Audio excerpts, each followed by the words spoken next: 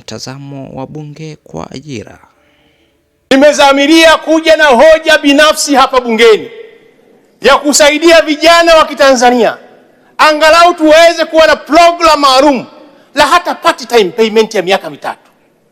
Na hoja hii Mheshimiwa Mwenyekiti, nitapitisha utaratibu wa hoja binafsi kuweza kuiwasilisha hapa bungeni. Lakini Waziri Mkuu ikikupendeza, inawezekana ukachukua wazo hilo kabla ya hoja wazo binafsi. Mpango wangu mkubwa ni kwamba leo hii ukienda utakuta vijana wa bodaboda wote ni graduates, wengine wana masters. Lakini sio hivyo, wabunge hapa nyinyi wote, kila mtu katika familia yake ana ndugu ambaye hajapata ajira. Ni changamoto kubwa sana. Mwenyekiti, nataka nisawishe bunge hili, tuje na mpango wa ajira kuanzia sasa tunapotengeneza swala zima la Vision 2025.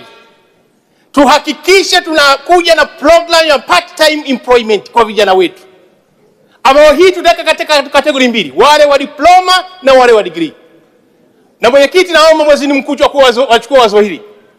Kila mwaka tuchukue vijana 50,000 wale wa diploma tuweke angalau allowance ya kulipa shilingi 500,000, na wale wa degree tuwalipe shilingi 700,000, ambao wapate contract za miaka 3.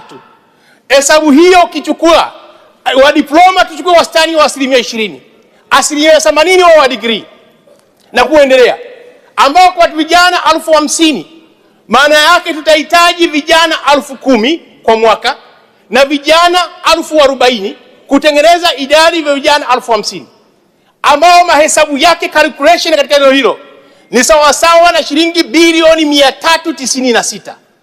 Nchi hii kama wabunge hatuwezi kushindwa kufanya maamuzi ya vijana wetu ambao wako mtaani kuhakikisha kwamba wanapata ajira za mikataba za miaka 3.